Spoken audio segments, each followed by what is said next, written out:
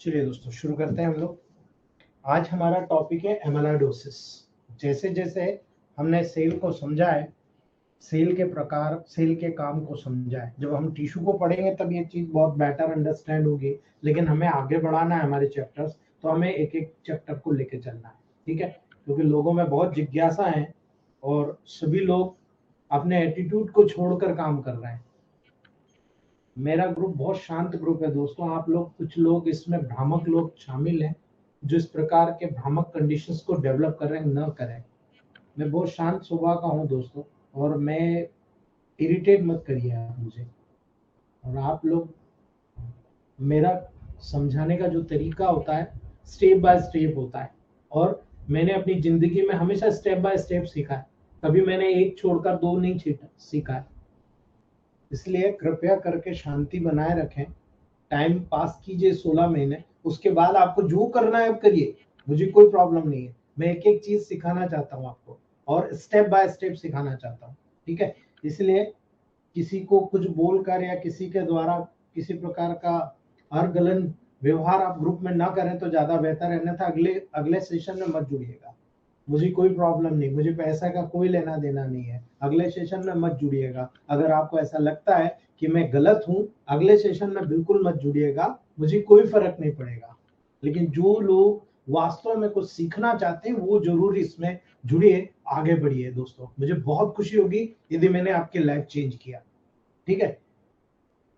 चलिए शुरू करते हैं। हम लोग एमेलोडोसिस की बात करते हैं, उसके बाद हम लोग गेटेड और नॉन अनगेटेड, यानी गेटेड और अनगेटेड चैनल की बात करते हैं। अगर आपको पेन मैनेजमेंट कर रहा है, अगर आपको सेल के अंदर किसी भी एक्टिविटी को चालू करना है, किसी भी एक्टिविटी को बंद करना है, आपको करना आना चाहिए, और वो आज हम क्लियर करेंगे दोस्तों।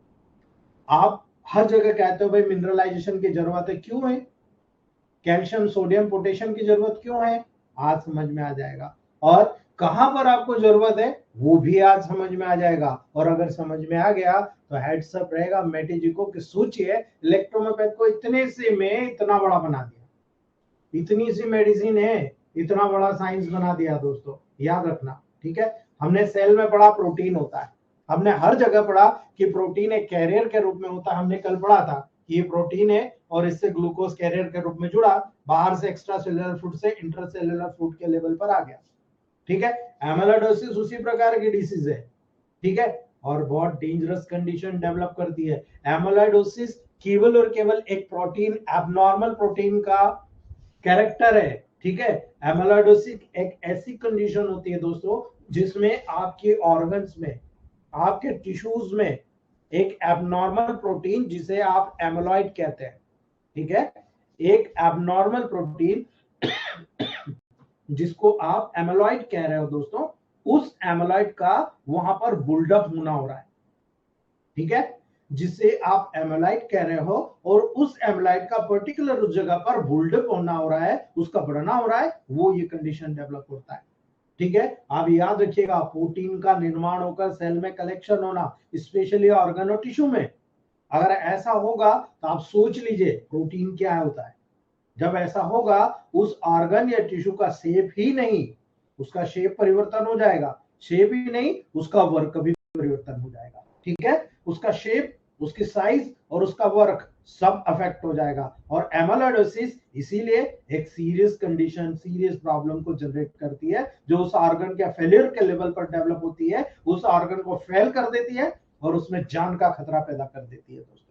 मजाक नहीं लेना एमेलोडोसिस को। यदि एक प्रकार का एबनॉर्मल प्रोटीन किसी भी ऑर्गन और टिश्यू में डिपॉजिट हो जाएगा, उस ऑर्गन के शेप, साइज और उसके वर्क को प्रभावित कर देगा। इवन उस व्यक्ति के, उस ऑर्गन के फेलियर के द्वारा वहां पर उसकी लाइफ चेंज कर देगा, उसकी कंडीशन को डैमेज कर देगा, डिजनरेट डिस्ट्रक्ट कर देगा, जिसके कारण उस व्यक्ति का जान का खतरा पैदा हो जाता है दोस्तों। इसलिए आपको याद रखने की जरूरत है। बहुत अलग अलग कैरेक्टर होते हैं, है ना। एमाइलोइडोसिस एक केवल कंडीशन है, एक डिसीज है, एक कारण है, लेकिन जब डिसीज डेवलप होती है तो बहुत सारे प्रोटीन पाए जाते हैं, कोई एक प्रोटीन आपके बॉडी में नहीं पाया जाता।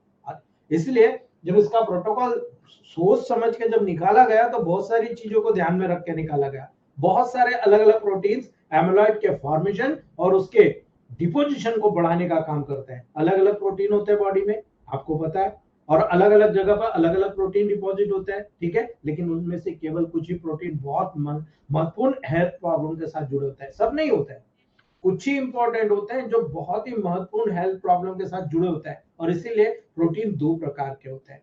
लेकिन यहाँ पर एक गुड और एक बैड, जो प्रोटीन के प्रकार और वहां से जहां से इसको आप कलेक्ट करते हो उसके अनुसार ही एमाइलोइडोसिस का जो टाइप होता है आप वहां पर डिमॉन्स्ट्रेट करते हो, डिटरमिन करते हो, निर्धारित करते हो दोस्तों, ठीक है। इसीलिए एमाइलॉइड्स केवल एक एरिया में या पर्टिकुलर पूरी बॉडी में ही एमाइलॉइड डिपॉजिट हो सकता है। याद रख लेना, यदि पर्टिकुलर कोई एक एरिया बहुत वीक है, बहुत डेंजरस कंडीशन में काम कर रहा है, अचानक वहां पर प्रोटीन का कलेक्शन होने लग गया, तो केवल उसी एरिया में, या आपकी बॉडी पूर्ण रूप से अफेक्टेड हो रही तो पूरी बॉडी में एमाइलॉइड्स का डिपोजिशन वहां पर होने लगता है दोस्तों। यहाँ पर कई प्रकार के एमाइलॉइड्स होते हैं, इसीलिए इसको अलग अलग तरह से जाना जाता है दोस्तों, जैसे LA और AA। याद रखना, LA और AA अर्थात प्राइमरी सिस्टमिक AL, ठीक है, एमाइलोइडोसिस, जिसको हम प्राइमरी एमाइलोइडोसिस कहते हैं, LA, ठीक है, इसको प्राइमरी एमाइलोइडोसिस कहते हैं। ये बिना ज्ञात कारणों के उत्पन्न होता है, यानी इसमें अननोन कॉज होता है, आपको पता भी नहीं लगेगा, आपके बॉडी में डेवलप हो जाएगा। ये उन लोगों में दिखाई देता है जिन्हें ब्लड कैंसर होता है।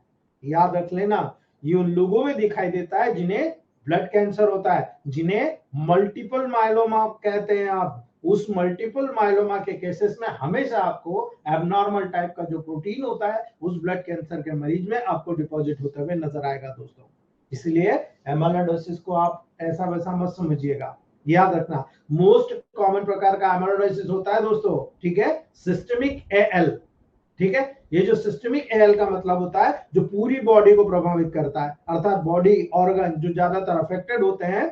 आपको याद रखना है, माइंड में, आपका दिमाग में होना चाहिए कि एमाइलोइडोसिस प्रोटीन का डिपोजिशन होता है जो सबसे ज्यादा, जो मेजर ऑर्गन होता है, किडनी, हार्ट, लीवर, इंटेस्टाइन और कुछ नर्व्स को टिपिकली डायरेक्टली अफेक्ट करता है, यानी नर्व भी इसमें इन्वॉल्व हो गया है। किडनी, हार्ट, लीवर, इंटेस्टाइन तो आप समझ गए, लेकिन नर्व वो भी इसमें इन्वॉल्व हो गया। इसीलिए AL का यहाँ पर मतलब होता है एमाइलॉइड लाइट चेन्स, ठीक है। एमाइलॉइड ऐसे प्रोटीन जिसमें लाइट चेन पाई जाती है, ये प्रोटीन का एक प्रकार होता है जिसके कारण इस प्रकार का एमाइलोइडोसिस उत्पन्न होता है, जो kidney failure, heart failure, liver failure, intestine failure, even nervine failure की कंडीशन को डेवलप कर सकता है। इसलिए यहाँ पर हमें प्राइमरी या सिस्टमिक AL के बारे में नॉलेज होना चाहिए कि इन ऑर्गन्स में अगर कोई प्रोटीन का डिफॉर्मेशन हो रहा है, डेफिनेटली एमाइलोइडोसिस हो सकता है, ठीक है। इसी प्रकार से सेकेंडरी सिस्टमिक AA होता है। सिस्टमिक, ये तो प्राइमरी एमाइलोइडोसिस होता है, ये सेकेंडरी सिस्टमिक एमाइलोइडोसिस होता है, जिसको हम AA बोलते हैं दोस्तों। याद रखना, ये अन्य प्रकार के जितनी भी बॉडी में क्रॉनिक इन्फ्लामेटरी कंडीशन होती है ना, बहुत सारी क्रॉनिक इन्फ्लामेटरी डिसीजेस होती है, उसके परिणाम स्वरूप ये उत्पन्न होता है दोस्तों। अब आपको याद रखना है, ये इन्फ्लामेटरी प्रोसेस कौन सी, आपको सब पता है, आपको सब पता है दोस्तों, निकालिए बाहर। सिस्टमिक लूपस एरिथेमेटस जानते हो आप, रूमेटिक अर्थराइटिस जानते हो आप, क्रॉन्स डिसीज को जानते हो आप, इन्फ्लामेटरी बाउल डिसीज IBD को जानते हो आप, सब जानते हो आप, ट्यूबरकुलोसिस को जानते हो आप, बिल्कुल जानते हो, दैट इज कॉल्ड एमाइलोइडोसिस, ठीक है। याद रख लेना दोस्तों, कुछ प्रकार के कैंसर में भी सेकेंडरी AA एमाइलोइडोसिस डेवलप होता है दोस्तों। इसीलिए मुख्य रूप से अगर आप फैक्ट देखोगे कि ये सब डिसीज डेवलप हो रही तो क्यों हो रही, स्प्लीन प्रभावित हो रहा है, किडनी प्रभावित हो रही है, लीवर प्रभावित हो रहा है, किडनी के ऊपर के एड्रिनल ग्लैंड अफेक्टेड हो रही है, आपके पूरी बॉडी के लिम्फ नोड्स अफेक्टेड हो रहा है। अगर ये अफेक्शन है तो मान के चलिएगा वहां पर सिस्टमिक आपका जो एमाइलोइडोसिस डेवलप हो रहा है वो AA टाइप का वहां पर डेवलप हो रहा है। AA का मतलब होता है amyloid type A protein, amyloid type A protein, इसका मतलब होता है लाइट चेन वाला, ठीक है। ये एमाइलाइड टाइप का ए प्रोटीन होता है जो इस प्रकार के एमिनो एसिड्स को कॉज करता है। अगर आप टिपिकली इतना समझ गए कि ये कंडीशन में ये ऑर्गन अफेक्ट हो रहा है और उस ऑर्गन के अफेक्शन के कारण एमाइलोइडोसिस होकर पर्टिकुलर डिसीज डेवलप हो रही है, तो ये प्रोटोकॉल उसी के अकॉर्डिंग निकाले गए। लेकिन जब आपको सिम्टम्स अलग अलग नजर आते हैं तो सिम्टम के अकॉर्डिंग ये मेन प्रोटोकॉल है, सिम्टम के अकॉर्डिंग आपको प्रोटोकॉल ऐड करना पड़ेगा। इसीलिए याद रखना दोस्तों, ये मेजर प्रोटोकॉल से जो 100% वहां पर लागू होंगे। देखिए कैसे बताता हूं। प्राय एमाइलोइडोसिस के जो सिम्टम होते हैं बहुत ही माइन्यूट होता है, इसीलिए ज्यादातर लोग जो प्रोटोकॉल खेलते हैं, जो ग्रुप में डिस्कशन नहीं करते हैं, वो लोग इस लेवल पर फेल हो जाते हैं। याद रखना, ज्यादातर जो माइन्यूट सिम्टम होते हैं इस बात पर डिपेंड करता है कि बॉडी के किस भाग में एमाइलोइडोसिस का जो प्रोटीन है, एब्नॉर्मल प्रोटीन है, कलेक्ट हुआ है, और जिस भाग में कलेक्ट हुआ उस ऑर्गन को वहां पर एलए वाला या ए वाला कौन सा है और उसमें क्या अफेक्शन आपको देखने को मिला है। ये महत्वपूर्ण होता है दोस्तों कि अलग अलग हेल्थ प्रॉब्लम के प्रकार और उनके सिम्टम अलग अलग होते हैं और उसी के ऊपर एमाइलोइडोसिस के सिम्टम निर्भर करते हैं। इसीलिए जो जनरली देखा गया है, modern science, Ayurvedic science, homeopathic science, electrohomeopathic science और जो दूसरे साइंस चले आ रहे हैं, वो साइंस जो मानते हैं एमाइलोइडोसिस को जो दिखते हैं वो होता है स्किन के कलर में चेंज होना, ठीक है। स्किन के कलर में टिपिकली चेंज हो जाता है, ठीक है। कई बार पेशेंट आता बोलता देखो सर मेरी तो स्किन का कलर में चेंज आ रहा है, ये सबसे महत्वपूर्ण सिम्टम डायरेक्टली इंडिकेटेड होता है। यदि आपकी बॉडी में स्किन में कलर चेंज हो रहा है, आप समझ जाना आपकी बॉडी में एबनॉर्मल प्रोटीन का डिपोजिशन हो गया, एमाइलोइडोसिस डेवलप हो गया, ठीक है। लगातार स्टूल का कलर क्ले कलर का हो जाना, यानी जब पेशेंट को स्किन का कलर चेंज हो रहा है तो स्टूल का कलर पहले चेंज होगा, स्टूल का कलर भी बिल्कुल मिट्टी जैसा क्ले कलर का हो जाएगा दोस्तों, ठीक है। तीसरा सिम्टम फटीग, थकान, पेशेंट फटाफट थक जाएगा, थोड़ा सा एक्सरसाइज किया, 5 10 15 20 कदम किया, 2-4 सीढ़ियां ऊपर नीचे चढ़ा, आप देखो उसको बहुत ज्यादा फटीग थकान की फीलिंग होती है, फीलिंग ऑफ फुलनेस, ठीक है। उसको एकदम फुलनेस की फीलिंग होती है पूरी बॉडी में, कोई भी काम का मन करेगा बहुत अच्छे से करेगा, लेकिन करने जाएगा तो अरे यार अब नहीं करता, मैं फुलनेस हो जाएगा, नहीं अब मैं करना ही नहीं, मैं बहुत संतुष्ट हूँ, ठीक है। कोई भी खाना खाने जाएगा, आधा खाना खाएगा, अरे नहीं यार बस अब मुझे बिल्कुल फुलनेस की फीलिंग हो रही है। इसीलिए जॉइंट में देखोगे आप बहुत जल्दी जोड़ों में दर्द होता है, ऐसे पेशेंट का बहुत सीवियर पेन होता है जॉइंट में, ठीक है। और यही कारण है ऐसे लोगों में आरबीसी काउंट कम हो जाता है, एनीमिया होता है, because oxygen carrying capacity reduce हो जाती है, ठीक है। इसीलिए लो रेड ब्लड सेल काउंट होता है, एनीमिया डेवलप हो जाता है, और यही कारण है शॉर्टनेस ऑफ ब्रीथ डेवलप हो जाएगा। भाई ऑक्सीजन कैरिंग कैपेसिटी है नहीं, ब्लड पतला है, देखो आप शॉर्टनेस ऑफ ब्रीथ हो जाएगा, जल्दी जल्दी सांस लेगा, थक जाएगा, ठीक है, बहुत ही कठिनाई से सांस लेगा। इसीलिए आप देखो जीभ में सूजन आ जाती है, टंग में स्वेलिंग होती है, ठीक है, टंग में एबनॉर्मल स्वेलिंग नजर आती है बैक साइड में, और ये कारण है टिंगलिंग और नमनेस आपको एनीमिया के कारण लेग्स और फीट में कंटिन्यू महसूस होती है, ठीक है। आप किसी भी चीज को अगर पकड़ रहे हो तो एकदम छूट जाएगा, यानी वहां पर आपको याद रखना है दोस्तों, वीक हैंड ग्रिप आपको डेवलप हो जाएगा, बहुत बड़ा सिम्टम होता है, ये हैंड ग्रिप बहुत वीक हो जाती है, इसीलिए पेशेंट को रिकरेंट वीकनेस होता है, लगातार कमजोरी बनी रहती है, और यही कारण है जब न्यूट्रिशन नहीं मिलेगा, वीकनेस रहेगी, बीमारी के सिम्टम आएंगे, आदमी टेंशन में आ जाएगा, नेगेटिविटी हो जाएगी, वेट लॉस हो जाएगा, ठीक है, वहां पर वजन की कमी हो जाती है। जब ये टिपिकल सिम्टम आपको नजर आते हैं तब आप वरी करते हो, भाई क्या करूं मैं, कैसे करूं, कोई टेंशन नहीं है दोस्तों। एमाइलोइडोसिस के डायग्नोसिस के लिए इन्वेस्टिगेशन बहुत जरूरी है। जब आप फिजिकल एग्जामिनेशन कर लोगे, सारी चीज आपको निकल के आई, पुरानी मेडिकल हिस्ट्री की जानकारी ले ली, आप एमाइलोइडोसिस को डिटेक्शन करने के लिए वहां पर दोस्तों इन्वेस्टिगेशन कराते हैं। सबसे ब्रिलियंट इन्वेस्टिगेशन होती है इलेक्ट्रोफोरेसिस या फ्री लाइट चेन एसेस के माध्यम से आप अर्ली स्टेज में एमाइलोइडोसिस की पहचान कर सकते हो दोस्तों।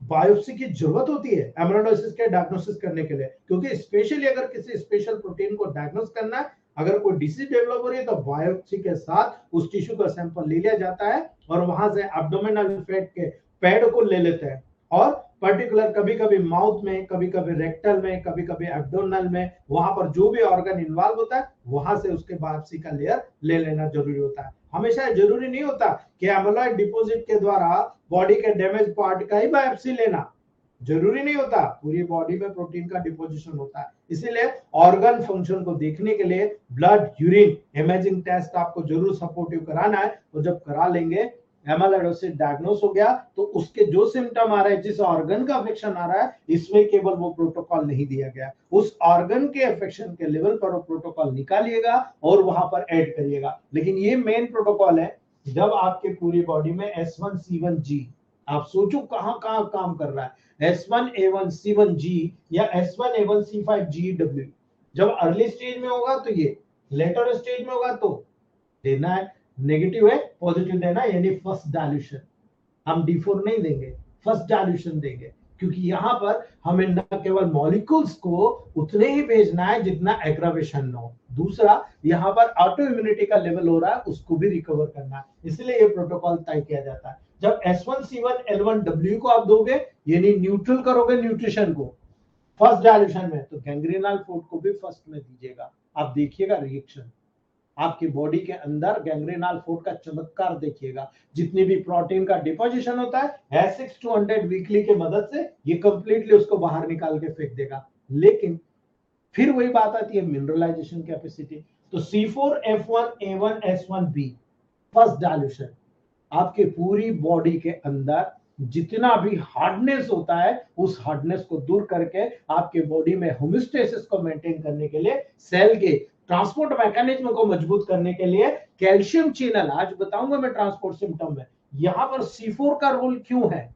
ये ट्रांसपोर्ट सिस्टम के माध्यम से कैल्शियम चैनल को ओपन करके जितने भी गंदगी होता है उसको वहां से बाहर निकालने के लिए ये बहुत इंपॉर्टेंट रोल होता है। क्योंकि बी क्या कर रहा है, ब्लड सर्कुलेशन बढ़ा रहा है, कैपिलरी के सर्कुलेशन को बढ़ा रहा है। इसलिए C4F1A1S1B first dilution magical role के रूप में आएगा। और जब इन मेडिसिन के साथ S6-200 दिया जाएगा तो माशाल्लाह मजा आ जाता है। इतना शानदार काम होता है दोस्तों, पूरे किडनी के लेवल को करेक्ट करता है। अभी मैं जितनी भी एलर्जीज हो रही है, खासतौर से IgE की बात करता हूँ, वहां पर S6 का 1000 और C6 का 1000 में मंथ में एक बार दे रहा हूं। क्या मिरेकल रिजल्ट आ रहा है दोस्तों, ये सीखेंगे नहीं तो करेंगे कब, ठीक है। इसलिए प्रैक्टिकल अप्रोच करना जरूरी है दोस्तों।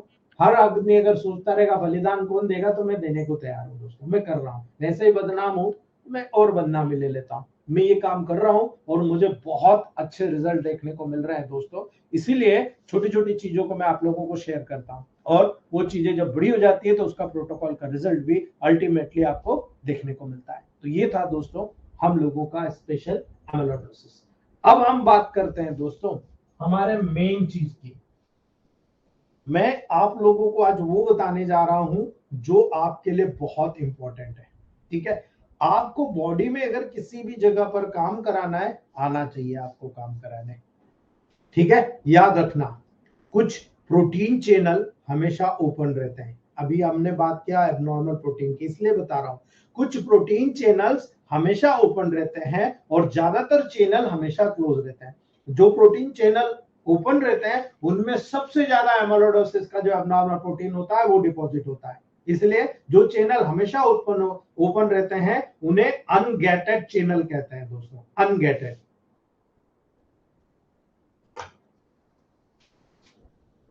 इसको बोलते हैं अनगेटेड चैनल, और एक होता है गेटेड चैनल। यानी आप जब ट्रेन से जाते हो तो कहीं पर देखते हो ना, वहां गेट नहीं है, ट्रेन चली जा रही है, मोटरसाइकिल, साइकिल, पैदल वाले रोड क्रॉस कर रहे हैं, ठीक है, पटरी को क्रॉस कर रहे हैं, वो अनगेटेड चैनल है। और जो गेटेड चैनल है, जहां बहुत स्पीड में ट्रेन जाती है, भीड़ भड़का होता है, वहां में सब पैक कर दिया जाता है, दरवाजे बंद कर दिए जाते हैं जब ट्रेन आती है, ठीक है, उसे हम बोलते हैं गेटेड चैनल, ठीक है। तो याद रखना, जो चैनल हमेशा ओपन रहते हैं अनगेटेड चैनल कहलाते हैं, ठीक है। और जो चैनल हमेशा क्लोज रहते हैं वो गेटेड चैनल कहलाते हैं, यानी जब जरूरत पड़ती है केवल उसी समय वो चैनल को ओपन किया जाता है। यही आपकी सेल में, आपके टिश्यूज ऑर्गन में हमेशा प्रोसेस होती रहती है। अगर हमें इसे प्रैक्टिकली समझना है, आपको इसी प्रकार से चलना पड़ेगा। जब आप गेटेड चैनल की बात करोगे, 3 कैटेगरीज में डिवाइड किया गया है दोस्तों। आपको हमेशा याद रखना है, ये आपके बॉडीज में हमेशा होता रहता है। एक होता है वोल्टेज गेटेड चैनल, एक होता है लिगेंड गेटेड चैनल, और एक होता है मैकेनिकली गेटेड चैनल। यानी जब आप यहाँ पर प्रैक्टिकल इस चीज को समझेंगे तो आपको समझ में आएगा दोस्तों कि ये कैसे हो रहा है।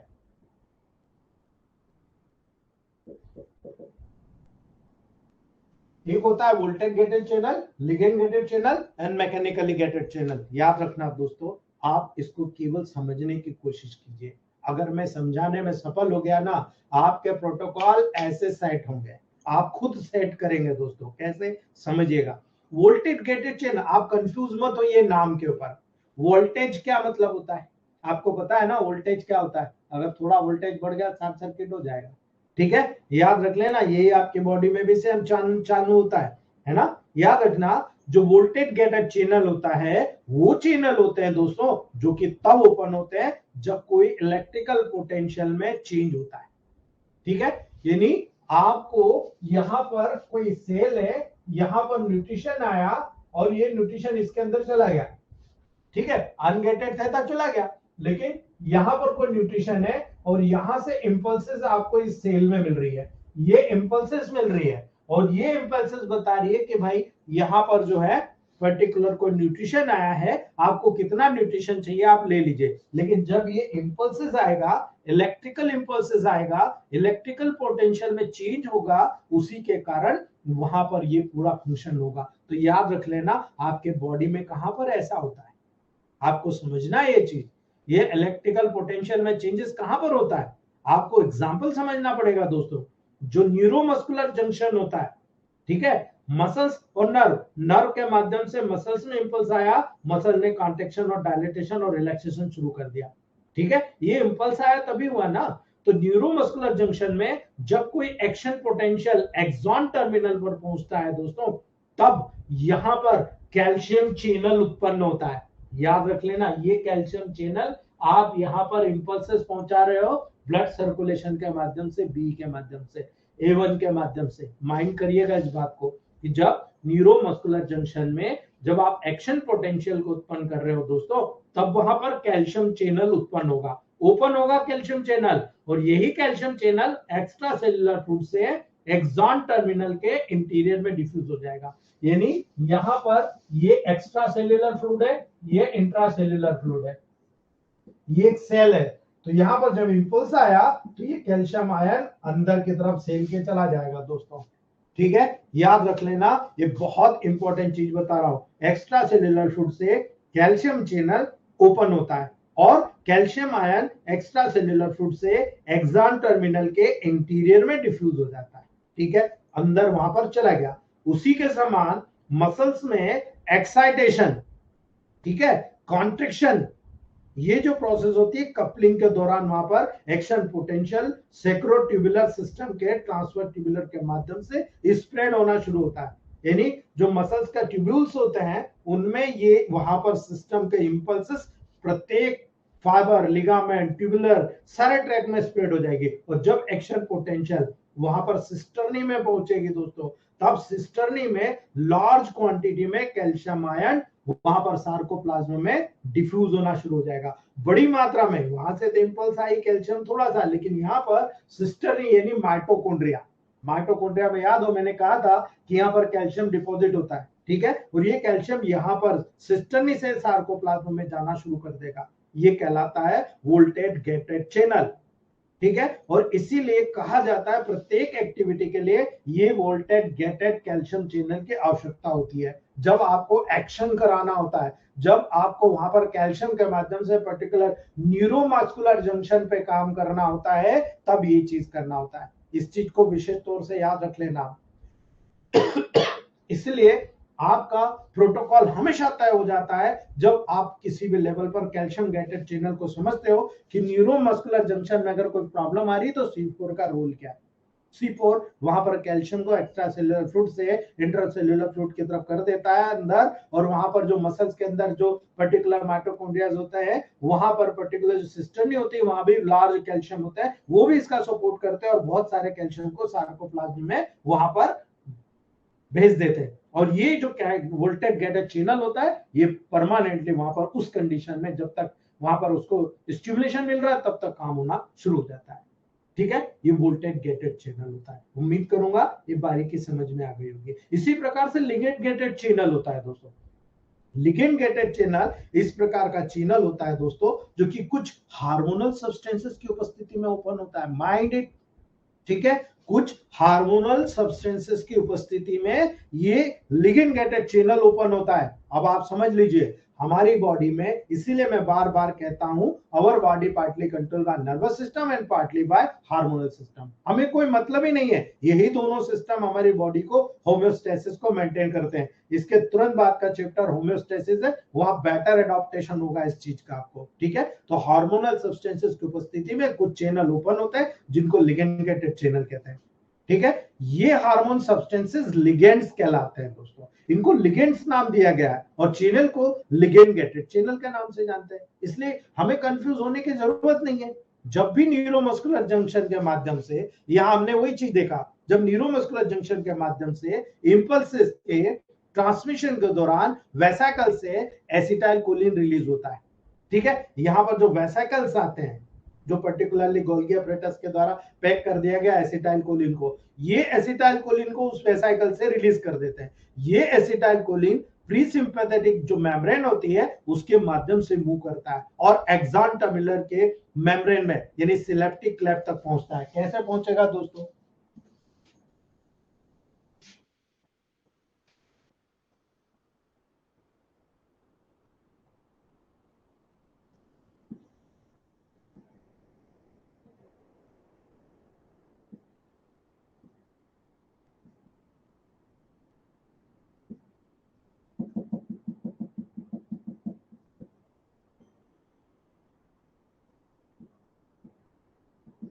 ये वेसिकल है और इस वेसिकल से एसिटाइल कोलिन निकला, यहां से आया, ये पोस्ट टर्मिनल पर, पोस्ट सिनेप्टिक लेवल पर चला गया। तो ये जो प्रोसेस होती है सिनेप्सी कहलाती है और ये न्यूरोमस्कुलर जंक्शन के लिए एक बहुत इंपॉर्टेंट रोल अदा करती है। तो एसिटाइल कोलिन वहां से रिलीज हुआ, ये प्री सिनेप्टिक टर्मिनल से हुआ और पोस्ट सिनेप्टिक में मूव कर गया। ठीक है, ये एक्सॉन टर्मिनल के मेम्ब्रेन सिनेप्टिक क्लेफ्ट तक पहुंचता है। ये सिनेप्टिक क्लेफ्ट है दोस्तों जो दोनों को जोड़ के रखती है। इसके बाद ये जो एसिटाइल कोलिन के मॉलिक्यूल्स होते हैं, इसके कारण यहां पर सोडियम चैनल ओपन होता है। यहां पर सोडियम चैनल ओपन हो रहा है और जब सोडियम चैनल ओपन होगा दोस्तों तो पोस्ट सिनेप्टिक मेम्ब्रेन में और एक्स्ट्रा सेलुलर फ्लूइड से सोडियम आयन न्यूरोमस्कुलर जंक्शन में डिफ्यूज होना शुरू हो जाएगा। यहां जब सोडियम चैनल ओपन होगा दोस्तों, ये सोडियम चैनल यहां पर आप देखेंगे ये डिफ्यूज होना शुरू हो जाएगा, यानी यहां से यहां पर पोस्ट सिनेप्टिक मेम्ब्रेन पे जाना शुरू हो जाएगा। ये कहलाता है लिगेंड गेटेड चैनल और ये इन्हीं हार्मोन की उपस्थिति में साइमल्टेनियसली हमेशा होता रहता है। और यही कारण है हम बार बार कहते हैं our body partly control by nervous system and partly bye hormonal system. Hormonal system की उपस्थिति में भी ये लिगेंड गेटेड चैनल लगातार वर्क करता है जिससे सोडियम चैनल उत्पन्न होता है। तो आपको ये याद रखना है वोल्टेज गेटेड चैनल में कैल्शियम, लिगेंड गेटेड चैनल में सोडियम। ठीक है, याद रखना, आपको हमेशा मालूम होना चाहिए इलेक्ट्रोलाइट इम्बैलेंस के लेवल पर जब आप वहां पर प्रोटोकॉल तय करेंगे यही चैनल आपको काम आएगा। ठीक है, आपको विशेष तौर से इन चैनल्स के बारे में जानकारी होगी तभी आप वहां पर हर प्रकार के प्रोटोकॉल को जनरेट कर लेंगे। ठीक है, तीसरा देखिए मैकेनिकल गेटेड चैनल। ठीक है, अब मैकेनिकल गेटेड चैनल क्या होता है दोस्तों? ठीक है, कई मैकेनिकल फैक्टर होते हैं जो ऊपर से आप दबाव डाल रहे हो, कई मैकेनिकल फैक्टर होते हैं जो उसके द्वारा ओपन होते हैं दोस्तों। एग्जांपल के लिए आपके बॉडी में पेसिनियन कार्पल्स होते हैं जो प्रेशर रिसेप्टर होते हैं ना, आप ये प्रेशर डाल रहे हो। ठीक है, ये जो प्रेशर रिसेप्टर होता है ये मैकेनिकल गेटेड चैनल होता है दोस्तों। ठीक है, आप, मैं बोल रहा हूं आपको सुनाई दे रहा है, ये पूरा वर्क मैकेनिकल गेटेड है। अगर आपको इसको समझना है, आपके कान में ऑर्गन ऑफ कोटाई होता है। ठीक है, ऑर्गन ऑफ कोटाई की जो हेयर सेल्स होती है, जो वेस्टिबुलर एपरेटस में उपस्थित जो चैनल होते हैं दोस्तों, वो सब पेसिनियन कार्पल्स पर प्रेशर जब पड़ता है, जब ये कंप्रेस्ड होते हैं, इसी के परिणाम स्वरूप दोस्तों कोर फाइबर का वहां पर डिफॉर्मेशन होता है और इसी डिफॉर्मेशन के कारण वहां पर सोडियम चैनल ओपन होता है और ये एक रिसेप्टर पोटेंशियल को जनरेट करता है, एक इंफॉर्मेशन को जनरेट करता है दोस्तों, जो कॉक्लिया के लेवल पर ऑर्गन ऑफ कोटाई के लेवल पर दोस्तों वहां पर एक साउंड वेव के जनरेशन के द्वारा हेयर सेल्स के अंदर जो सीलियाज होते हैं उनके सीलियाज के मूवमेंट को वहां पर जनरेट करता है। और ये जो ईयर में रिसेप्टर ऑर्गन होते हैं दोस्तों जिसको रिसेप्ट करते हैं सीलिया के मूवमेंट होने के कारण पोटेशियम चैनल की ओपनिंग करते हैं। ठीक है, यानी सोडियम चैनल और पोटेशियम चैनल दोनों चैनल यहां इन्वॉल्व हुआ और इसी के कारण रिसेप्टर पोटेंशियल का डेवलपमेंट होता है। और इसी प्रकार का सिमिलर मैकेनिज्म वेस्टिबुलर अपरेटस के हेयर सेल में भी होता है जो आपको हियरिंग का सेंसेशन देता है। ये मैकेनिकल गेटेड चैनल है कि आपके बॉडी में बाहर से कोई स्टिमुलेशन हो रहा है और वो स्टिमुलेशन प्रेशर क्रिएट कर रहा है। आप डीजे के पास में चले जाना, पता लग जाएगा कैसा स्टिमुलेशन होता है ना। आपके घर में जो कांच की चीजों के ऊपर कोई मटेरियल लगे ना, आप घर के सामने डीजे को खड़ा करना कि ना बेस बढ़ा दे, बेस बढ़ाओ, देखो आपके कांच के ऊपर रखा हुआ सामान भी डांस करता है। ठीक है, यही चीज आपके ईयर में साइमल्टेनियसली शुरू होता है। ये मैकेनिकल गेटेड चैनल का प्रभाव है, अर्थात सोडियम और पोटेशियम चैनल साइमल्टेनियसली यहां पर वर्क करता हुआ नजर आता है जो हियरिंग के सेंसेशन को जनरेट करता है।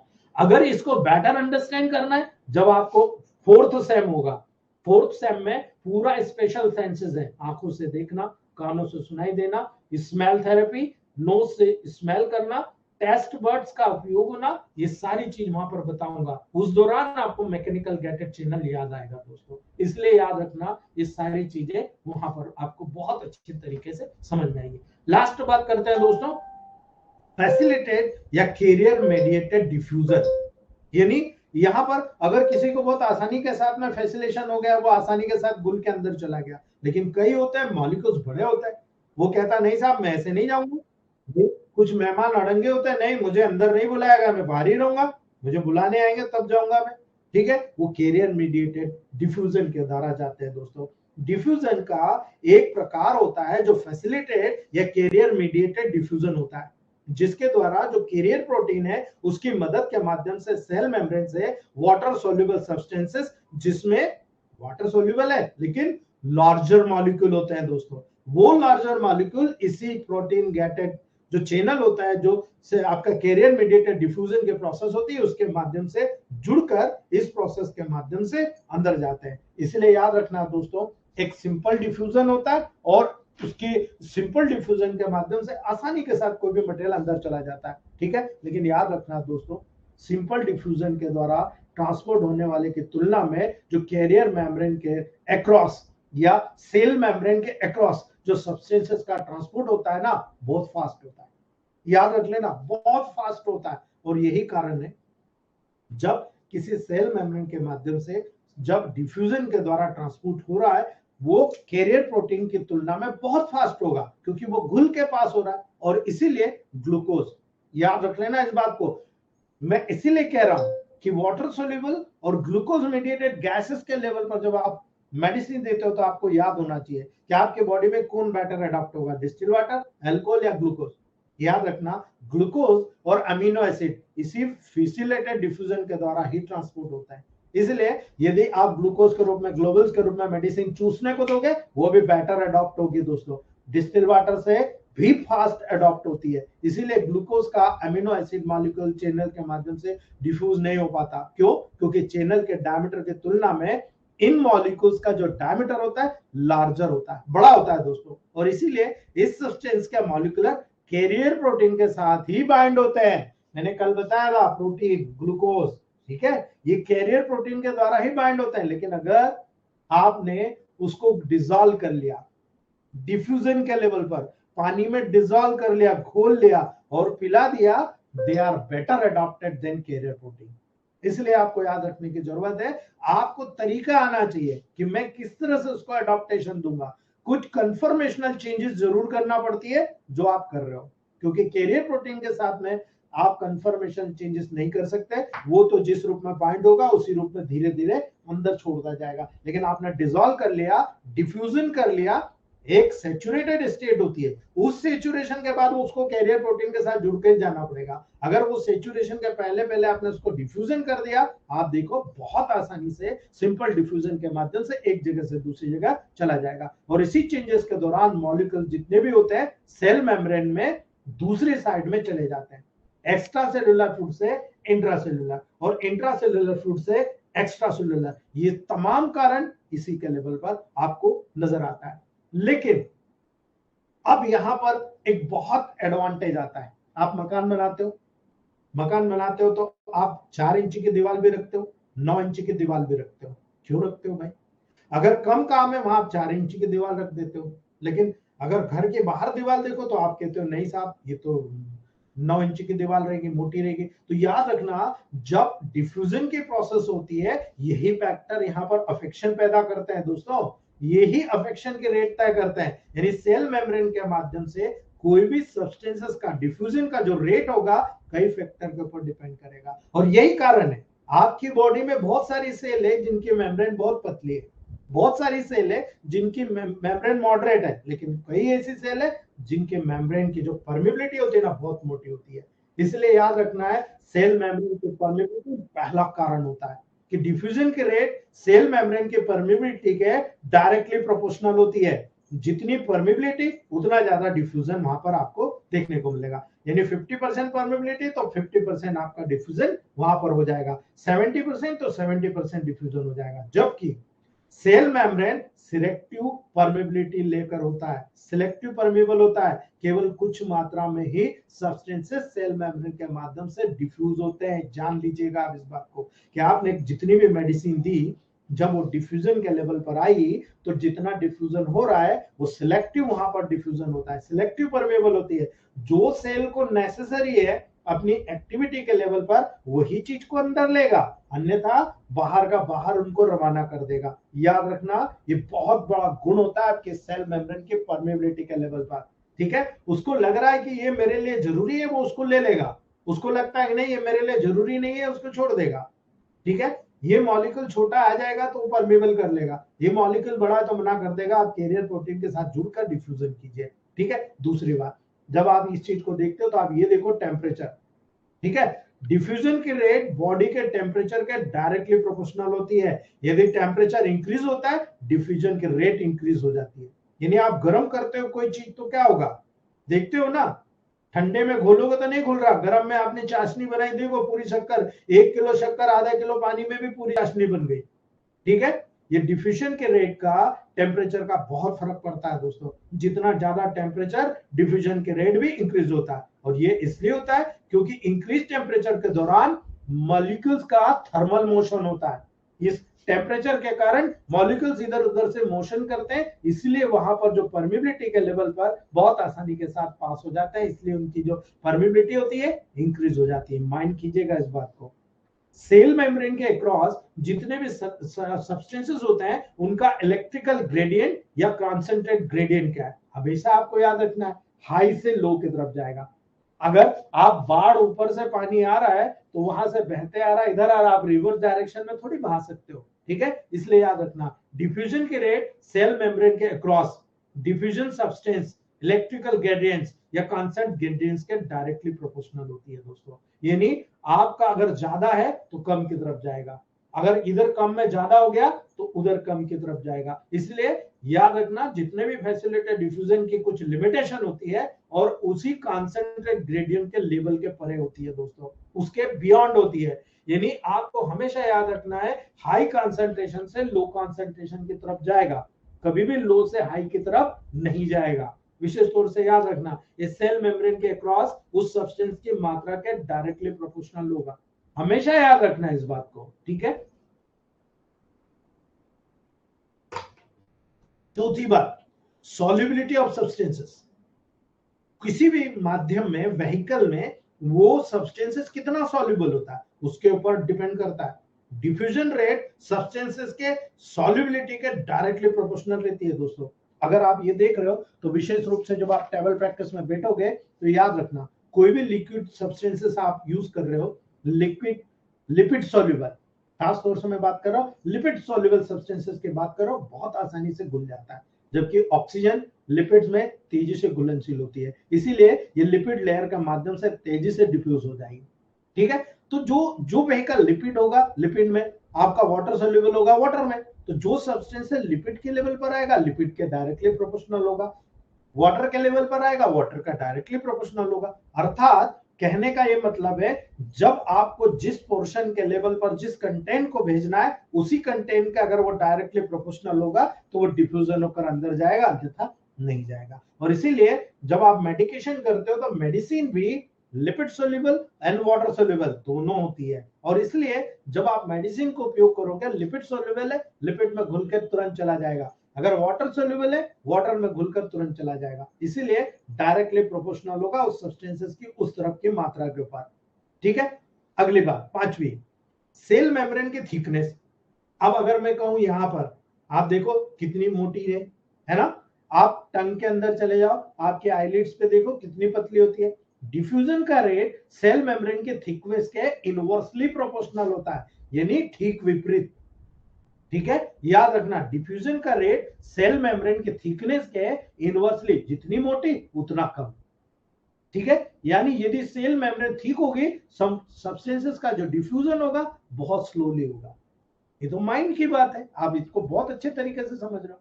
ठीक है, छठी बात, अब ये मैं जो बार बार आपको कहता हूं, हाई पोटेंसी में नेगेटिव में जाओ, मोर नेगेटिव जाओ, समझना इस बात को, साइज ऑफ द मॉलिक्यूल, ये परफेक्टली माइंड सेट कर देगा आपका। डिफ्यूजन की रेट, आप किसी भी मेडिसिन को अगर इस सेल, मान लो आपको मुझे नोज की तरफ मेडिसिन भेजना है, ठीक है, अब नोज में C5 का बहुत बड़ा रोल है। ठीक है, तो डिफ्यूजन की रेट मॉलिक्यूल के साइज के इनवर्सली प्रोपोर्शनल होती है, उसके विपरीत होती है। यानी डिफ्यूजन, अगर मैंने यहां पर डिफ्यूजन के लिए मॉलिक्यूल्स भेजे बहुत सारे, ठीक है, ज्यादा भेज दिए, तो क्या होगा, ज्यादा भेज दिए, यहां तो बिल्कुल साइज बड़े हैं, पास पास में, तो क्या होगा, बहुत स्लोली डिफ्यूजन होगा। ठीक है, अगर मैंने यही मॉलिक्यूल्स में एनर्जी डाल दी, यानी मॉलिक्यूल्स को दूर दूर कर दिया, 19 से तोड़ा, फिर और 19 से तोड़ा, उसको भी 19 से तोड़ा, उसको भी 19 से तोड़ा, यानी मैंने सीधा D4 से उठा के D10 कर दिया। ठीक है, D4 को भेजा, उसके एडॉप्टेशन के प्रोसेस यहां पर थिकनेस है, इसलिए स्लोली अडॉप्ट हो रहा। लेकिन वहां पर मैंने जब D10 उसी मेडिसिन का, उसी मॉलिक्यूल का D10 दिया, तो आप मुझे बताइए उसकी मॉलिक्यूल्स का जो सब्सटेंसेस होता है, लार्जर मॉलिक्यूल सब्सटेंसेस की तुलना में तेजी से डिफ्यूज होगा कि नहीं, क्योंकि यहाँ तो मॉलिक्यूल्स बड़े थे, मैंने तो मॉलिक्यूल्स को बहुत बारीक कर दिए, और बहुत बारीक कर दिए तो उनके डिफ्यूजन पावर बढ़ा या घटा, आप खुद सोचिए। आपने एनर्जी डेवलप करी और एनर्जी के साथ में उस मॉलिक्यूल्स को बहुत छोटे कर दिए। ठीक है, तो इसके जस्ट विपरीत, यानी साइज ऑफ मॉलिक्यूल्स के ऊपर डिपेंड करता है, मॉलिक्यूल ज्यादा थे, स्लो था, लेकिन अगर मॉलिक्यूल छोटे हो गए तो फटाक से अडॉप्ट होता है और बहुत तेजी के साथ एनर्जी लेवल लेकर जाता है। तो आप मुझे बताइए किसका बेटर है, इफेक्ट आपको देखने को मिलेगा। इसीलिए तेजी से डिफ्यूज होने वाली जो कंडीशंस होती है, वो तुरंत इस मॉलिक्यूल के साइज के बिहाफ पर काम करती है और इमीडिएट रिजल्ट आपको देखने को मिलता है। ये गणित है दोस्तों, और इसी गणित के कारण हम लोग सक्सेस हो रहे हैं। ठीक है, दूसरी बात, जब आप 7 पॉइंट पर आते हो, साइज ऑफ आयन, आप देखते हो हमारी बॉडी में एनायन कैटायन होता है। ठीक है, तो साधारणतः डिफ्यूजन के रेट आयन के साइज के इनवर्सली प्रोपोर्शनल होती है, उसके ठीक विपरीत, जितना बड़ा आयन उतना स्लो डिफ्यूजन, जितना छोटा आयन उतना फास्ट। यहां पर दोस्तों आपको डिफ्यूजन नजर आएगा, यानी सेम चार्ज के स्मॉलर आयंस मेम्ब्रेन के माध्यम से तेजी से पास हो जाते हैं। अगर सेम चार्ज के हुए ना, तेजी से पास हो जाएंगे लार्जर आयन की तुलना में, वही बात हो गई। ठीक है, इसीलिए हमेशा ये एप्लीकेबल नहीं होता है दोस्तों, फोर्सफुल भी होता है। जैसे सोडियम आयन पोटेशियम आयन से, याद रखना, सोडियम आयन पोटेशियम आयन से स्मॉलर साइज के होता है, लेकिन फिर भी सोडियम आयन मेम्ब्रेन के माध्यम से इजीली पास नहीं होता, भले ही छोटा है लेकिन इजीली पास नहीं होता है दोस्तों, जितना इजीली पोटेशियम आयन पास हो जाता है। क्यों? क्योंकि सोडियम आयन की टेंडेंसी, अब देखो यही समझ जाना आप, यूरिन के फ्लो के लेवल पर बता रहा हूं, सोडियम आयन की टेंडेंसी होती है वो अपने साथ एक सोडियम आयन 6 से 8 वाटर मॉलिक्यूल्स को जोड़ के चलता है, इसीलिए सोडियम आयन अंदर जा ही नहीं पाता। ठीक है, और पोटेशियम आयन आसानी से चला जाता है। ठीक है, इसीलिए सोडियम को डिफिकल्टी होती है मेम्ब्रेन के माध्यम से डिफ्यूज होने के लिए, और यही कारण है, यदि आपने यूरिन से सोडियम को बाहर निकाला, यूरिन का फ्लो बढ़ जाएगा, यूरिन ज्यादा क्वांटिटी में होगी। क्यों? क्योंकि सोडियम के एक मॉलिक्यूल से 6 से 8 वाटर मॉलिक्यूल जुड़ के बाहर निकल रहा है। इसी प्रकार से यदि आपके बॉडी में सोडियम रुकने लग गया, तो सोडियम के साथ 6 से 8 वाटर मॉलिक्यूल रुकेंगे, आप देखो ओडीमा हो जाएगा आपको। याद रखना यही साइज ऑफ आयंस कभी कभी इसी लेवल पर आकर आपको प्रोटोकॉल तय करना पड़ता है। जब आप कहते हो साहब S2C2 C17 L1 वेन भी मुझे पॉजिटिव में देना है, आप सोडियम मॉलिक्यूल्स को बाहर निकाल रहे हो, तो जब सोडियम मॉलिक्यूल निकलेगा तो ऑटोमेटिक बाहर वाटर निकल जाएगा। आप देखो यूरिन फ्लो खुल के निकलने लग जाएगा। लेकिन आप कह रहे हो कि नहीं साहब पूरी बॉडी में ओडिमा हो गया, पानी पानी जमा है, आप क्या कर रहे हो S2C2 L1Y को D6 में दे रहे हो, ठीक है, आप यहां से वाटर के लेवल को बाहर निकाल दोगे दोस्तों। तो ये बिहेवियर होता है कि आप वहां पर किस प्रकार से काम कराना चाहते हो, इसी डिफ्यूजन के प्रोसेस से या उसके विपरीत काम करके भी आप करवा सकते हो, लेकिन आपको आना चाहिए दोस्तों। 8वां पॉइंट है, लास्ट है, चार्ज ऑफ द आयन। ठीक है, आयन के चार्ज के ऊपर डिफ्यूजन की रेट डिपेंड करती है, वो इनवर्सली प्रोपोर्शनल, ठीक विपरीत होता है।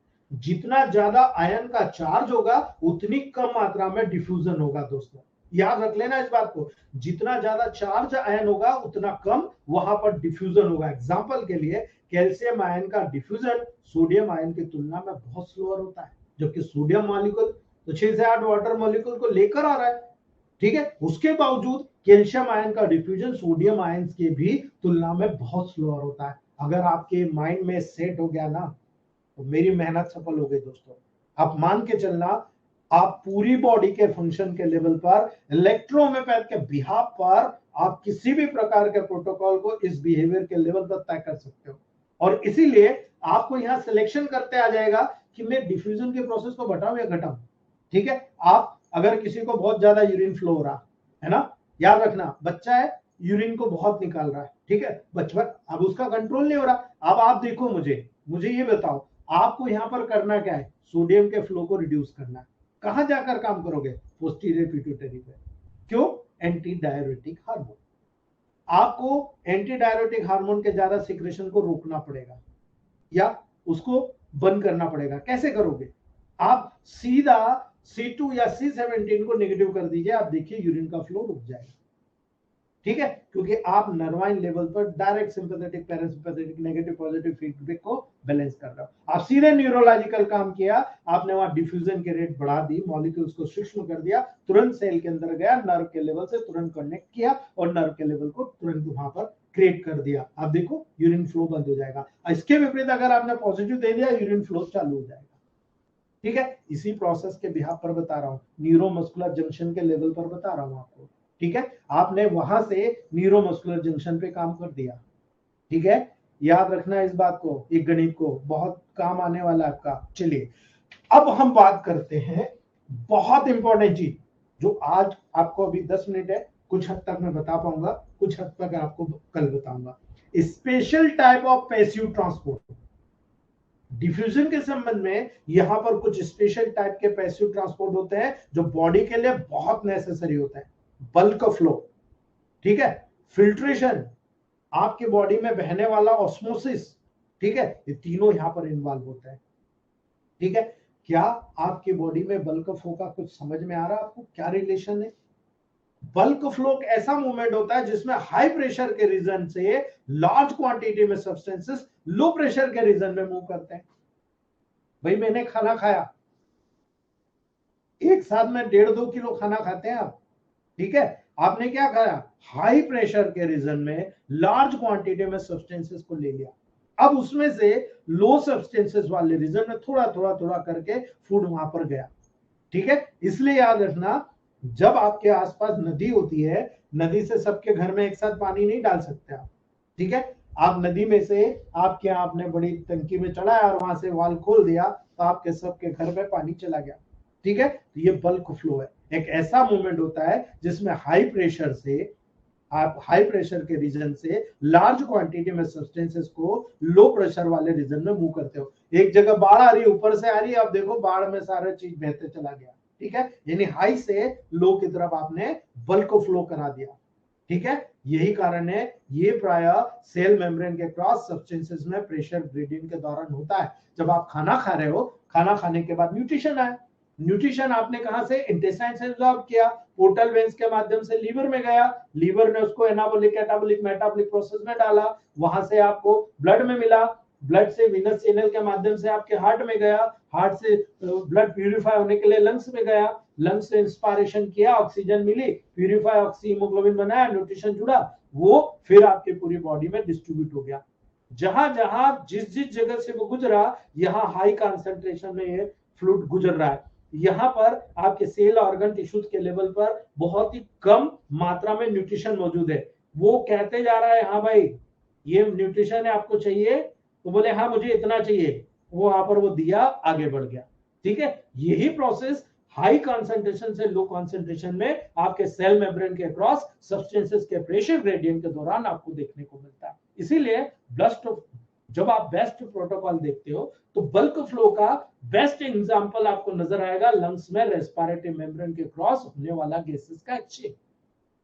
ठीक है, जो मैंने अभी बताया, ऑक्सीजन का पार्शियल प्रेशर हमेशा एल्वियोलर एयर में ज्यादा होता है, एल्वियोलर कैपिलरी ब्लड की तुलना में, क्योंकि वहां तो कार्बन डाइऑक्साइड कंटेंट ज्यादा होता है। इसीलिए ऑक्सीजन रेस्पिरेटरी मेम्ब्रेन के माध्यम से एल्वियोलर एयर से ब्लड में मूव करती है। इसी प्रकार से जो कार्बन डाइऑक्साइड होती है, जो वहां पर उसका जो पार्शियल प्रेशर ब्लड में ज्यादा होता है, वो वहां एल्वियोलाई की तुलना में कम मात्रा में जाती है, यानी ऑक्सीजन ज्यादा आती है, कार्बन डाइऑक्साइड कम मात्रा में बाहर जाती है। इसीलिए ब्लड से एल्वियोलाई में रेस्पिरेटरी मेम्ब्रेन के माध्यम से आसानी के साथ ऑक्सीजन का आना, कार्बन डाइऑक्साइड का जाना साइमल्टेनियसली होता रहता है। क्यों?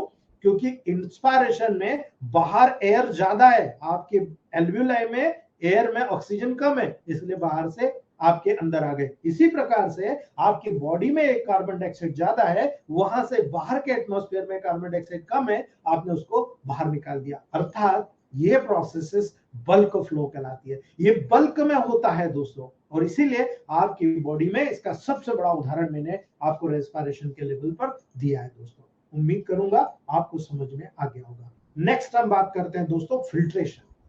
अब आप कहते हो भाई ग्लोमेरुलर फिल्ट्रेशन, ठीक है, आप कहते हो किडनी का फेलियर हो रहा है, यूरिन का फॉर्मेशन नहीं हो रहा, जीएफआर प्रभावित हो गया। याद रखना दोस्तों, वाटर और सॉल्यूट का जो मूवमेंट होता है, ये एक हाई हाइड्रोस्टेटिक प्रेशर वाले एरिया से एक लो हाइड्रोस्टेटिक प्रेशर वाले एरिया में होता है, और ये फिल्ट्रेशन कहलाता है।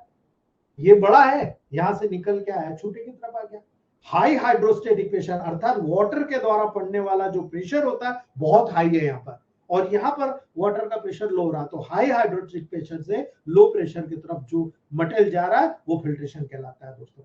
ठीक है, और हाइड्रोस्टेटिक प्रेशर फ्लूइड के वेट के द्वारा डेवलप होता है। भाई चाय को बना रहे हो आप, उसमें पानी भी डाला, दूध भी डाला, शक्कर भी डाला, चाय पत्ती भी, इलायची भी, मसाला पाउडर सब डाल दिया आपने, ठीक है, लेकिन जब चाय छान रहे हो तब क्या हो रहा है, उस वेट के द्वारा जो हाइड्रोस्टेटिक प्रेशर फ्लूइड में है उस वेट के द्वारा डेवलप हो रहा है। ठीक है, और ये फिल्ट्रेशन प्रोसेस कैपिलरी के आर्टेरियल पर आपको हमेशा देखने को मिलती है, यानी ये वेन्स की कैपिलरीज आई या आर्टरीज की कैपिलरीज आई, इनका दोनों का एनास्टोमोसिस हुआ, यहाँ पर ये दोनों प्रोसेस आपको देखने को मिलती है। और इसीलिए आपको हमेशा याद रखना है दोस्तों, जहां पर फ्लूइड का मूवमेंट होता है, जिसके साथ ब्लड से जितने भी डिसॉल्व सब्सटेंसेस होते हैं, वो यहां से इधर वीनस में गया, इधर आर्टेरियल फ्लूइड में गया, तो ये जो टिश्यू फ्लूइड है उस टिश्यू फ्लूइड में जाकर गिर जाता है, और वहां से सेल को जितना मिला उतना गया ये आर्टेरियल फ्लूइड के माध्यम से, और सेल के अंदर जितना मेटाबॉलिक वेस्ट है यहाँ से इसमें आया वीनस फ्लूइड में, और वीनस ड्रेनेज के माध्यम से चला गया। ये फिल्ट्रेशन का सबसे बड़ा उदाहरण होता है दोस्तों, और यही कारण है, याद रखिए, किडनी की ग्लोमेरुलाई में भी यही उत्पन्न होता है जिससे यूरिन का फॉर्मेशन होता है। अर्थात आपके हार्ट से ब्लड किडनी की तरफ जाता है, अगर हार्ट ब्लड को लेकर प्रॉपरली किडनी की तरफ जा रहा है, किडनी से जो फिल्ट्रेशन होगा डबल चैनल होता है वहां पर, ठीक है, डबल चैनल ऑफ फिल्ट्रेशन होता है। ये ब्लड आपके ग्लोमेरुलर फिल्ट्रेशन रेट के लेवल पर जाएगा, उस कैपिलरीज के गुच्छे में जाएगा, और वहां से जो डायलेटेड प्रोसेस होता है उसका भी याद रखना फिल्ट्रेशन होता है। और फिल्ट्रेशन में बड़े मॉलिक्यूल्स ब्लड में रह के चले जाएंगे, जो छोटे छोटे मॉलिक्यूल्स है उस छन के यूरिन में से बाहर हो जाएंगे, ये फिल्ट्रेशन कहलाता है। बहुत इजी है, केवल लैंग्वेज के रूप में समझिए, उसको बहुत टेंशन लेकर समझने की जरूरत नहीं है। ठीक है, ये बहुत इजी है, बहुत इजी मैंने आपको समझाया। ठीक है, आज हम एक चीज और देख लेते हैं, ऑस्मोसिस की डेफिनेशन। ऑस्मोटिक प्रेशर क्या होता है ये हम कल समझेंगे। ऑस्मोसिस क्या होता है? ऑस्मोसिस वाटर या किसी भी अन्य सॉल्वेंट का सेमी परमेबल मेम्ब्रेन के माध्यम से किसी भी लोअर कॉन्सेंट्रेशन के एक एरिया से हायर कॉन्सेंट्रेशन के एरिया के सॉल्यूट की ओर मूवमेंट होना होता है। दोस्तों याद रखना, यहां उल्टा हो रहा है, ठीक है। ऑस्मोसिस वाटर या किसी भी अन्य सॉल्वेंट का जो सेम परमेबल, जितनी भी सेमी परमेबल मेम्ब्रेन होती है दोस्तों, उसके माध्यम से किसी लोअर कॉन्सेंट्रेशन से हायर कॉन्सेंट्रेशन के एरिया के और मूवमेंट होना, वो ऑस्मोसिस कहलाता है। दोस्तों जितनी भी सेमी परमेबल मेम्ब्रेन है आपकी बॉडी में, केवल वाटर या अन्य सॉल्वेंट के प्रोसेस को परमिट प्रदान करती है, इसलिए बहुत इजी हो जाता है।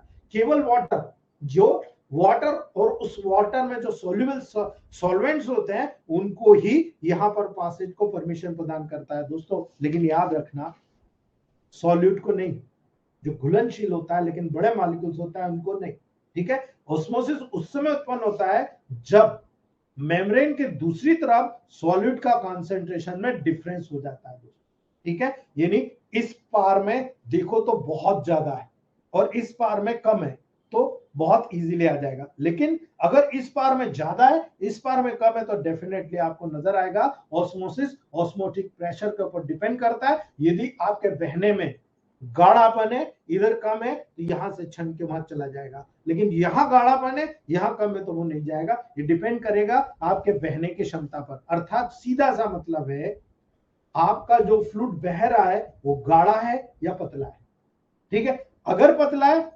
आसानी के साथ मूवमेंट कर जाएगा, लेकिन गाढ़ा है तो, ठीक है। और ऐसी कंडीशन न गाढ़ा है न पतला है, वो कहलाता है ऑस्मोसिस, ऑस्मोटिक प्रेशर, ठीक है। इसी ऑस्मोटिक प्रेशर के कारण जो कोलॉइडल ऑस्मोटिक प्रेशर, जो प्रोटीन के द्वारा, एल्बुमिन ग्लोबुलिन के द्वारा आपके ब्लड में जनरेट होता है, जिसके माध्यम से पूरा ब्लड आपकी पूरी बॉडी में डिस्ट्रीब्यूटेड होता रहता है, ठीक है, उस कंडीशन को ऑस्मोसिस कहते हैं, जिसके माध्यम से लो से हाई, हाई से लो की तरफ मटेरियल जाता है। लेकिन एक नॉर्मल बैंड ऑस्मोटिक प्रेशर का बैलेंस जो डेवलप होता है इस कोलॉइडल ऑस्मोटिक प्रेशर के माध्यम से होता है, जिसके माध्यम से आपकी पूरी बॉडी में ब्लड सर्कुलेशन होता है। अब ये क्या होता है ये मैं कल बताऊंगा दोस्तों, क्योंकि समय हो चुका है, ठीक है। अगर आपको आज से रिलेटेड कोई क्वेश्चन है तो आप लोग पूछ सकते हो दोस्तों। Power on. You've plugged into Nirvana. Your device is ready there. अगर आप में से किसी को कोई क्वेश्चन है तो आप लोग पूछ सकते हो। उम्मीद करूंगा आप लोगों को समझ में आया हो, क्योंकि ये बहुत बड़ा बेस है दोस्तों।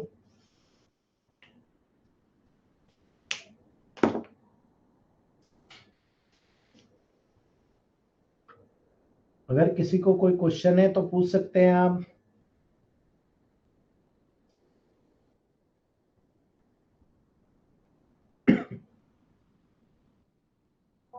जी विनोद सर, विनोद सर, जी विनोद सर। जी सर, गुड इवनिंग सर। जी गुड इवनिंग दोस्त। ये सर लार्ज मॉलिक्यूल है जो हाइड्रोनेफ्रोसिस की कंडीशन होती है, तो उसमें कंडीशन में हम जो अपना जो जहाँ से फिल्ट्रेशन होगा तो वहां से फिल्ट्रेशन कैसे होगा? लार्ज मॉलिक्यूल तो वापस ब्लड में मिल जाएंगे सर। वहां की जो कैपिलरी की जो परमेबिलिटी होती है ना, जो पोर्स होता है ना, ठीक है, ब्लड क्या है जी, सर, गाढ़ा हो गया, ठीक है। जी ब्लड क्या होगा, गाढ़ा होगा, जी जब तो किडनी में नहीं जाएगा ना, पहली बात। जी अब गाढ़ा हो गया तो मॉलिक्यूल्स कितने होंगे, बड़े बड़े होंगे। स्लो जी फिल्ट्रेशन रेट होने की वजह से वहां पर प्रॉब्लम आती है। आप केवल वहां ब्लड सर्कुलेशन बढ़ाओ, और जो ब्लड सर्कुलेशन बढ़ेगा तो वहां पर जो पोर्स होते हैं ना वो डायलेटेड हो जाता है प्रेशर इफेक्ट के कारण। उस डायलिटेशन जी के कारण वहां से मॉलिक्यूल्स पास होता है। देखो प्रोटीन पास हो रहा है, ठीक है, एल्बुमिन ग्लोबुलिन पास हो रहा है। आप डेली रूटीन में यूरिन एग्जामिनेशन कराते हो, कहाँ पास होता है, बिल्कुल नहीं होता, लेकिन यहाँ तो पास हो रहा है। इसका मतलब उसकी जो परमिबिलिटी है वो बढ़ गई है, ठीक है। यानी जो पोर्स होता है वो बढ़ गए, डायलेटेड हो गए प्रेशर के कारण, ठीक है।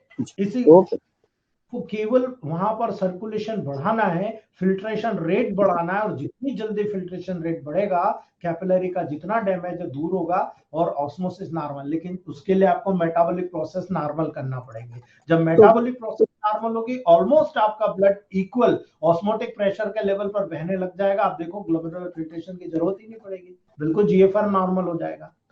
तो इसमें S6 का 200 रेगुलर करना पड़ेगा पेशेंट को under treatment?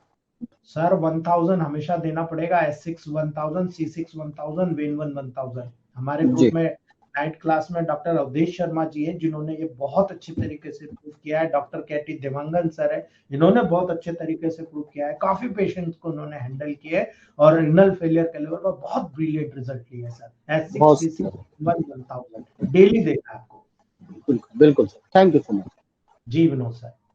Ji Dewangan sir, Devangan sir, BR Devangan sir, BR Devangan sir,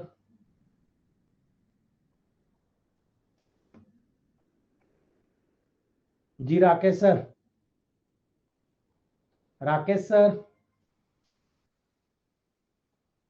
Adios, amigos. Powering on. Rakesh sir, Power on. You've plugged into Nirvana. Your device is ready to pair. Rakesh sir, You are now connected to Boat Zone 650. Rakesh sir, Rakesh sir, क्या बात है boss, आवाज ही नहीं आ रही है। Rakesh sir, Rakesh sir,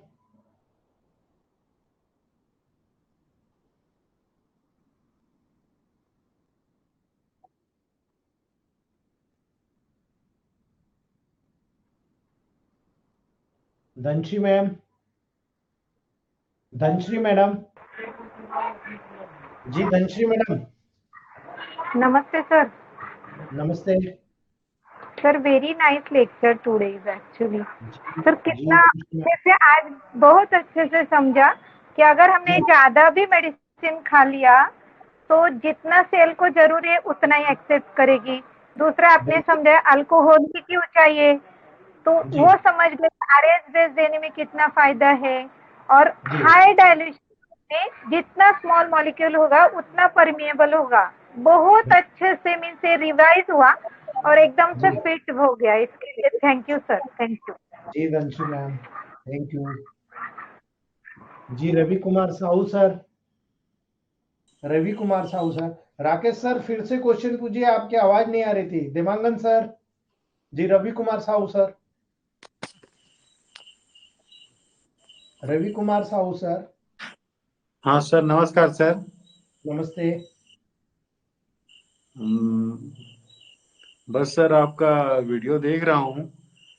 इसमें sir जैसे कि सर मेरा क्वेश्चन क्या है, दूसरे प्रॉब्लम से है सर। एक पेशेंट थी जिसका सर ना सर हिलता है, मतलब बैठे रहेगी तो उसका सर हिलते रहते हैं। बीपी वाला पेशेंट है, उसको सर आपके जनरल टॉनिक में S5 वेन 1 और ये जी दे रहा था सर उसको, D6 सर से D4। पहले ये बताओ वो कंडीशन क्या है, आप क्या डायग्नोस कर रहे हो उसको?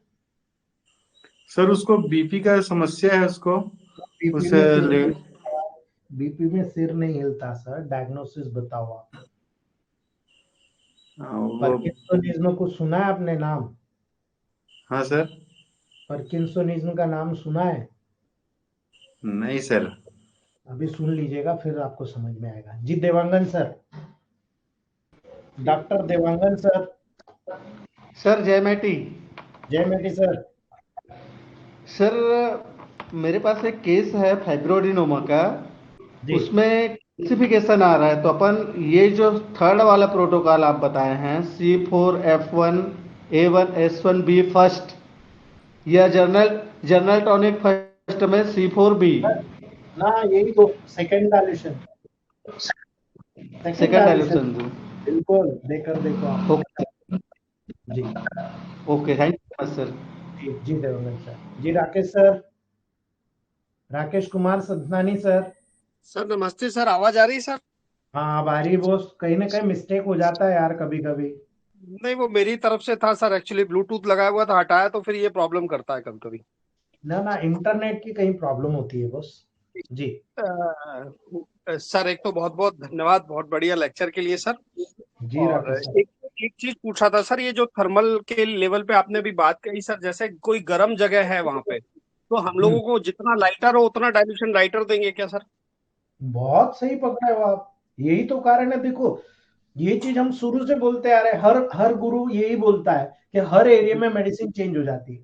ठीक है, जी अभी हमारी प्रीति मैम है मंडी द्वीप में, मतलब क्या बोलते हैं, समुद्र में।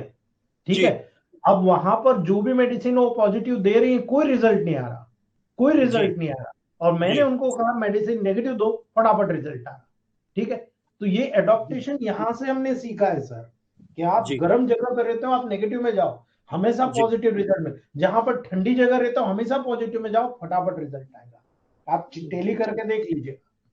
नहीं सर, समझ में आ गया ना, मैं यूज तो कर रहा हूँ, लेकिन एक्चुअली मैं कुछ लेक्चर पिछले जैसे स्टार्टिंग में लेयर्स मिस हो जाते हैं तो रिपीट नहीं हो पाते, तो आज उसको क्लियर हो गया ना सर। जी बहुत ट्रांसपेरेंट क्रिस्टल क्लियर हो गया सर। अब मतलब इस लेवल पे हमको दिक्कत नहीं आनी, क्योंकि ऑनलाइन रहते हैं पेशेंट, कोई बाहर का रहता है तो हमको टेम्परेचर देख के हम वहाँ अडॉप्ट कर देंगे, सीधा डायल्यूशन निर्धारित हो जाएगा।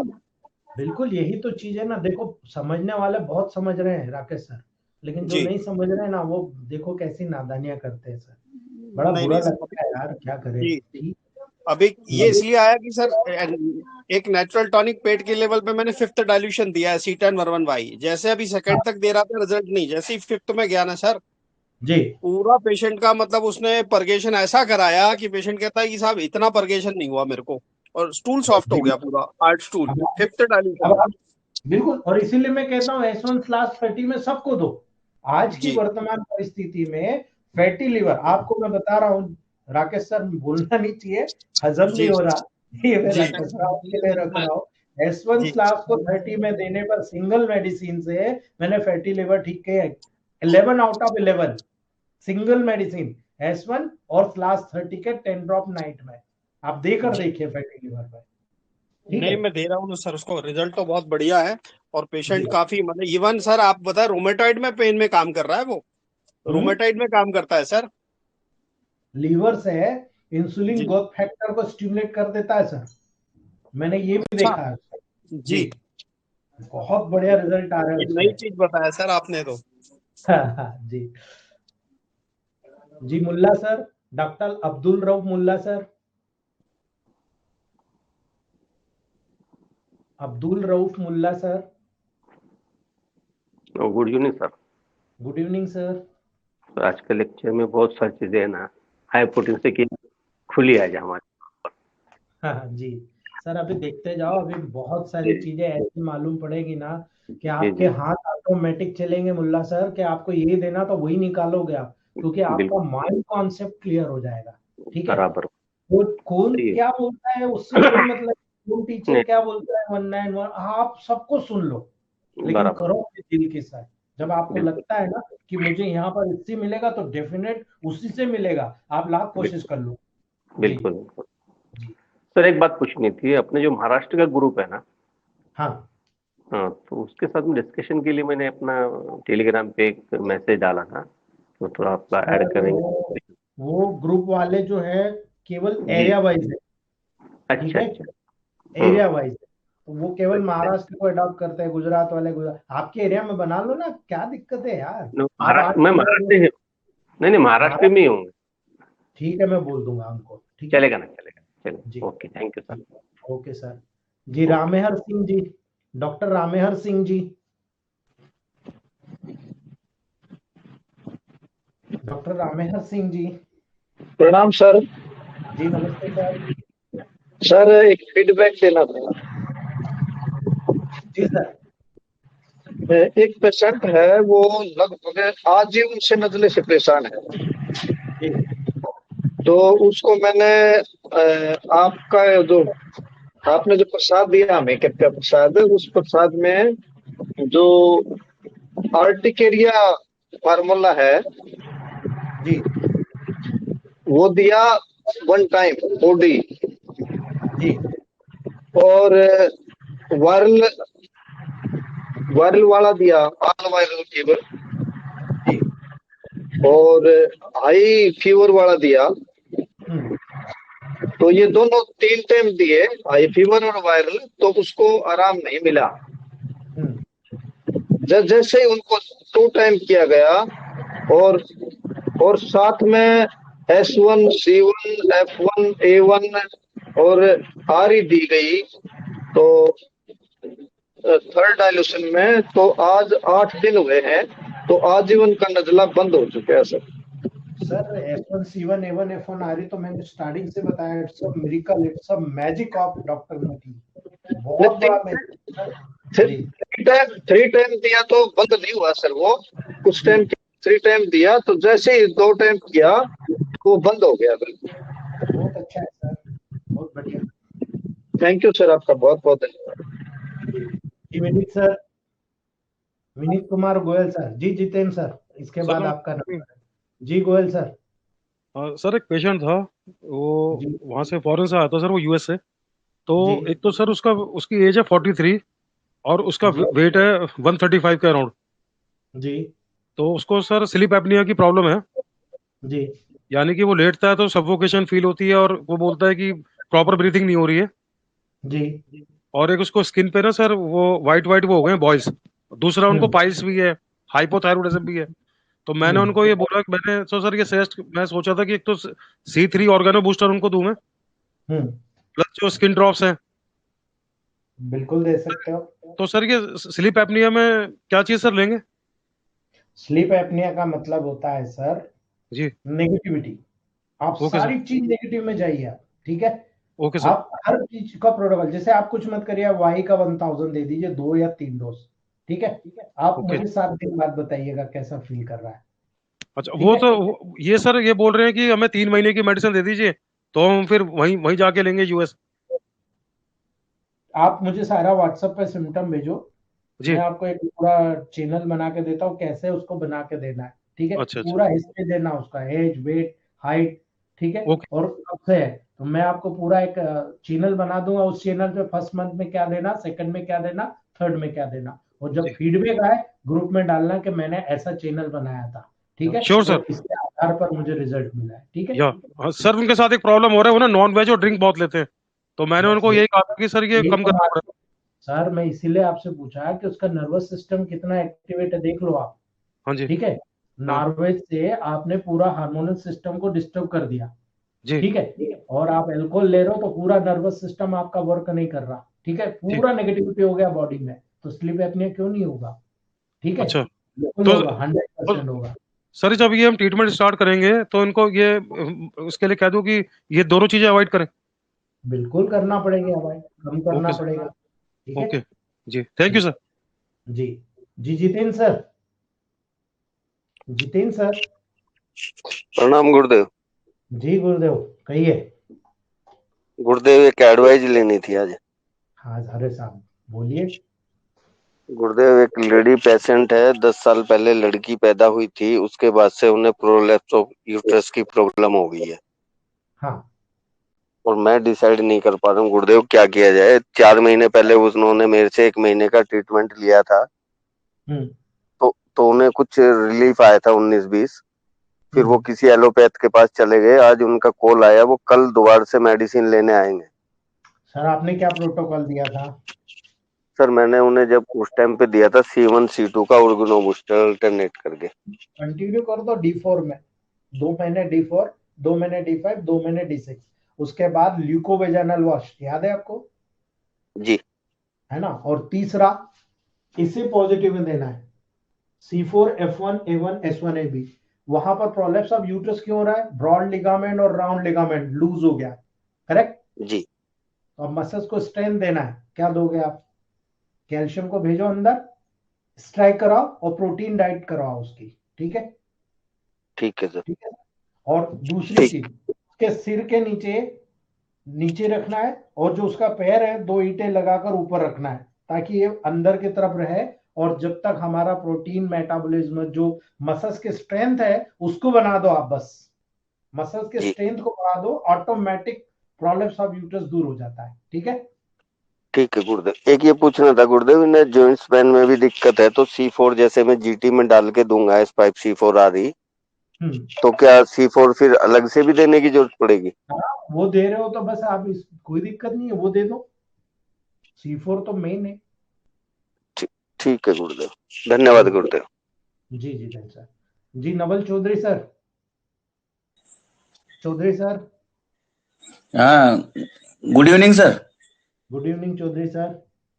सर अमाइलोइडोसिस जो है इसके बुल्डअप होने से किडनी स्टोन का फॉर्मेशन हो सकता है? क्यों नहीं हो सकता बॉस, बिल्कुल हो सकता है।